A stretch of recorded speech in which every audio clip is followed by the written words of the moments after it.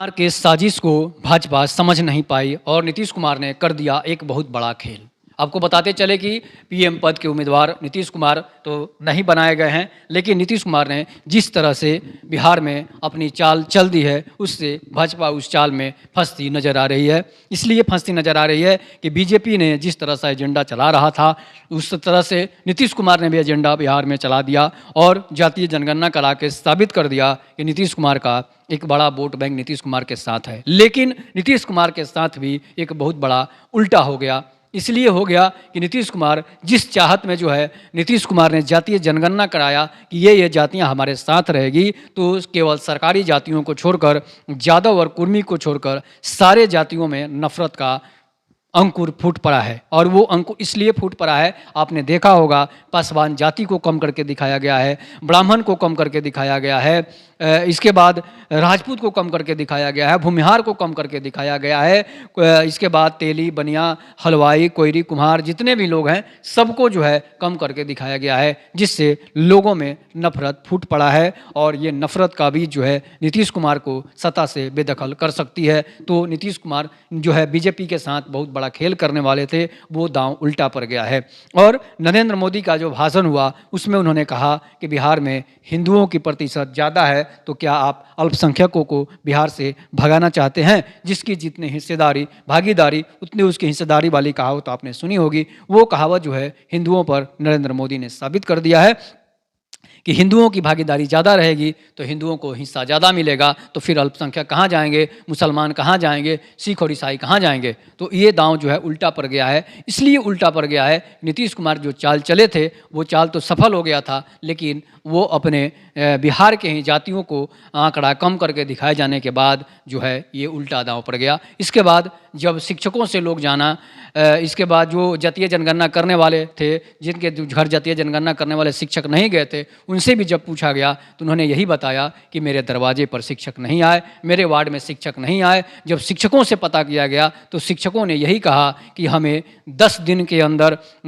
जितनी जल्दी डाटा को जुटा कर देना था, तो हम लोगों ने एक एक जगह एक ही दरवाजे पर बैठकर और गिनती कर ली। इसके बाद उन्होंने फॉर्म को फिलअप कर दिया और जो लोग बाहर थे उनकी तो गिनती हमने की ही नहीं। जो लोग बिहार से बाहर रहने वाले हैं उनकी गिनती नहीं हुई। जो लोग बिहार से कहीं अर्ध और शहरों में, बिहार के ही शहरों में काम कर रहे हैं, तो उनकी गिनती भी नहीं हुई। तो समझिए कि ये जातीय जनगणना किस तरह से हर जाति के लोगों के बीच नफरत पैदा कर रहा है। इसके बाद अब तो सुप्रीम कोर्ट में शायद याचिका भी दायर हो गई है, इस पर जो फैसला आएगा जो देखा जाएगा। लेकिन जिस तरह से जातीय जनगणना के बाद लोगों में गुस्सा भर पड़ा है कि आप कहीं जातीयता ख़त्म करने की बात करते हैं और आप जातीय जनगणना कराते हैं, ऐसे लोगों का कहना है, तो इससे नीतीश कुमार का पलड़ा और डूबता नज़र आ रहा है। तो आप अपनी प्रतिक्रिया जरूर दीजिएगा, आप कमेंट करके बताइएगा कि जातीय जनगणना पर नीतीश कुमार की क्या स्थिति होगी। इसलिए कि जो भी जातीय जनगणना कराया, रिजर्वेशन लगाया, उसकी सरकार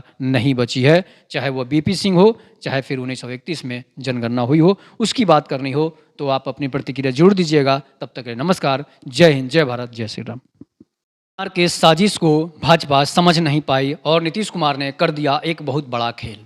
आपको बताते चले कि पीएम पद के उम्मीदवार नीतीश कुमार तो नहीं बनाए गए हैं, लेकिन नीतीश कुमार ने जिस तरह से बिहार में अपनी चाल चल दी है, उससे भाजपा उस चाल में फंसती नज़र आ रही है। इसलिए फंसती नज़र आ रही है कि बीजेपी ने जिस तरह से एजेंडा चला रहा था, उस तरह से नीतीश कुमार ने भी एजेंडा बिहार में चला दिया और जातीय जनगणना करा के साबित कर दिया कि नीतीश कुमार का एक बड़ा वोट बैंक नीतीश कुमार के साथ है। लेकिन नीतीश कुमार के साथ भी एक बहुत बड़ा उल्टा हो गया।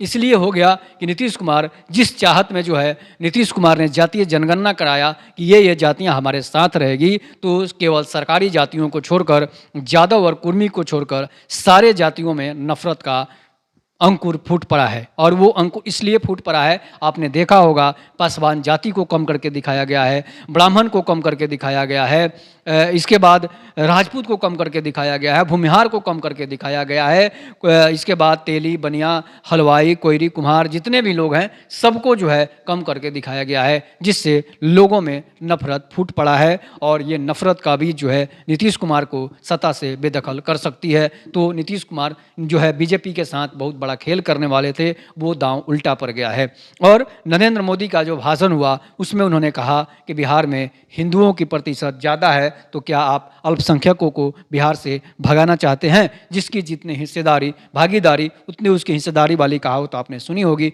वो कहावत जो है हिंदुओं पर नरेंद्र मोदी ने साबित कर दिया है कि हिंदुओं की भागीदारी ज़्यादा रहेगी तो हिंदुओं को हिस्सा ज़्यादा मिलेगा, तो फिर अल्पसंख्यक कहाँ जाएंगे, मुसलमान कहाँ जाएंगे, सिख और ईसाई कहाँ जाएंगे? तो ये दांव जो है उल्टा पड़ गया है। इसलिए उल्टा पड़ गया है, नीतीश कुमार जो चाल चले थे वो चाल तो सफल हो गया था, लेकिन वो अपने बिहार के ही जातियों को आंकड़ा कम करके दिखाए जाने के बाद जो है ये उल्टा दांव पड़ गया। इसके बाद जब शिक्षकों से लोग जाना, इसके बाद जो जातीय जनगणना करने वाले थे, जिनके घर जातीय जनगणना करने वाले शिक्षक नहीं गए थे, उनसे भी जब पूछा गया तो उन्होंने यही बताया कि मेरे दरवाजे पर शिक्षक नहीं आए, मेरे वार्ड में शिक्षक नहीं आए। जब शिक्षकों से पता किया गया तो शिक्षकों ने यही कहा कि हमें 10 दिन के अंदर जितनी जल्दी डाटा को जुटा कर देना था, तो हम लोगों ने एक एक जगह एक ही दरवाजे पर बैठकर और गिनती कर ली। इसके बाद उन्होंने फॉर्म को फिलअप कर दिया और जो लोग बाहर थे उनकी तो गिनती